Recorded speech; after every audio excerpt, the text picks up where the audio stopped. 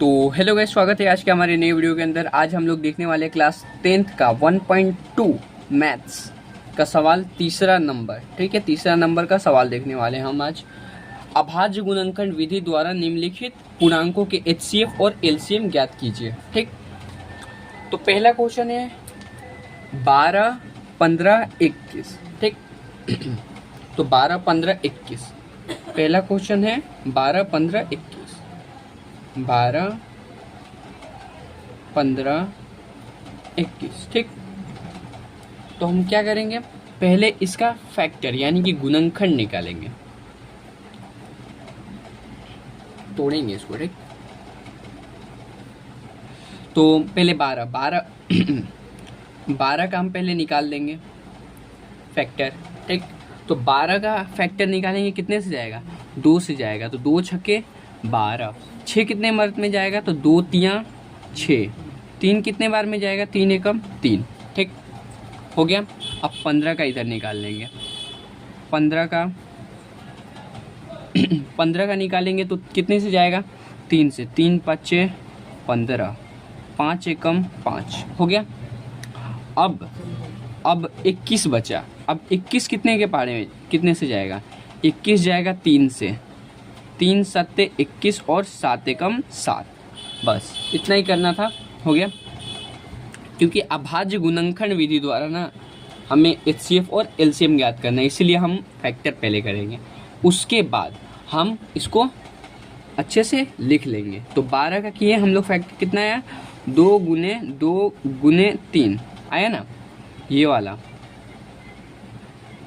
ठीक, ये वाला ये तो आया ना, 2 गुने 2 गुने 3। अब 15 का किए थे, तो 15 का कितना आया, 3 गुने 5 आया ये। अब 21 का किए थे, तो 21 का कितना आया, 3 गुने 7। 3 गुने 7 हुआ। अब हमें क्या निकालना है, एचसीएफ और एलसीएम। एचसीएफ और एलसीएम निकालना है ना हमें। तो एचसीएफ क्या हो जाएगा, एचसीएफ क्या बोलते हैं हम, वह अभाज्य संख्या जो तीनों में उभयनिष्ठ हो, यानी कि तीनों में हो वो संख्या। ठीक, तो ये तीनों में देखते हैं तो 2 तीनों में है नहीं है, एक ही में है, बस इसी में है ना। अब 3 तीनों में है, हाँ है, तो 3 है, ये है 3, इसमें भी है, इसमें भी है और इसमें भी है। तो ये हमारा एचसीएफ निकल के आ जाएगा 3। ठीक, अब एलसीएम क्या बोलते हैं, एलसीएम ना वो तो लेगा ही 3। तो 3 का 3 ऐसे लिख लेंगे, क्योंकि तीनों में है तो एक 3 निकल जाएगा कॉमन। ठीक, अब जो बचा है ना वो भी ले लेता है। जैसे क्या बच गया, 2 बच गया, 2 बच गया, फिर से 5 बच गया, गुणे में 5 और गुणे में 7। ठीक, क्योंकि ये एलसीएम यानी मैं पहले भी बता चुका हूँ वीडियो में, एलसीएम यानी कि ये लालची होता है और ये होता है ऑनेस्ट, HONEST, ईमानदार और लालची और ईमानदार होता है। क्योंकि एचसीएफ क्या करता है, एचसीएफ है ना वो ईमानदार रहता है, वो तीनों में दिखे ना वही लेगा। एलसीएम नहीं ऐसा करता है, वो तो तीनों में दिखेगा उसको तो लेगा ही, लेकिन जो नहीं भी दिखेगा ना उसको भी लेगा। ठीक, तो ये निकल के आ गया, पहला क्वेश्चन हमारा बन के तैयार। पहला क्वेश्चन बन गया। अब दूसरे प्रश्न की तरफ चलते हैं। ठीक, दूसरा प्रश्न है 17, 23 और 29। ठीक, इसका पहले हम क्या करेंगे, गुणनखंड निकालेंगे, इसका फैक्टर निकालेंगे। ठीक, तो पहले 17 का कर लेते हैं। 17 कितने के पारे में जाएगा, नहीं जाएगा, किसी के पारे में नहीं, बस ये खुद से कटता है और एक से कटता है। तो 17 एकम 17। ठीक, और 23 का भी कर लेंगे। 23 एकम 23, ये भी किसी से नहीं जाएगा। अब 29 का कर लेंगे, तो 29 एकम 29। ठीक, ये हो जाएगा। अब हम इसको अब खुद के स्वरूप में इसको लिख देते हैं, अच्छे से लिख देते हैं। तो 17 का कितना हो जाएगा, 17 गुने 1, 23 का कितना हो जाएगा, 23 गुने 1, यही वाला लिख रहा हूँ मैं, ठीक, यही वाला, ठीक। 23 गुने 1, 29 का कितना हो जाएगा, 29 गुणे 1, ठीक। अब एलसीएम हमें निकालना है, पहले एचसीएफ और दूसरा एलसीएम निकालना है ना, एलसीएम, ठीक। तो एलसीएम, एचसीएफ मैंने क्या बोला था, ऑनेस्ट, ऑनेस्ट यानी कि ईमानदार, तो ये तीनों में जो होगा ना उसी को लेगा। तो तीनों में क्या है, तीनों में बस हमें एक ही दिख रहा है, दिख रहा है ना एक, तो इसको अंडरलाइन कर देंगे, ठीक। क्योंकि एचसीएफ क्या है, वह अभाज्य संख्या जो तीनों में उभयनिष्ठ है वही लेगा, ठीक है, वह अभाज्य संख्या जो तीनों में हो, ठीक, वही लेगा।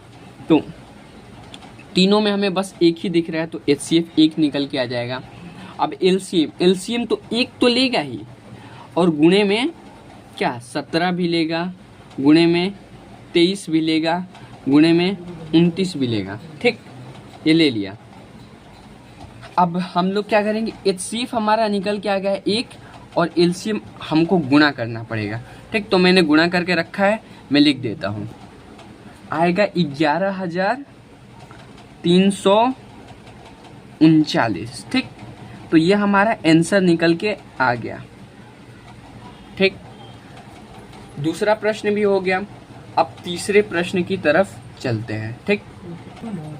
तीसरा सवाल आ गया, तीसरा सवाल है 8, 9 और 25, ठीक, देख लेना यही सवाल है, ठीक।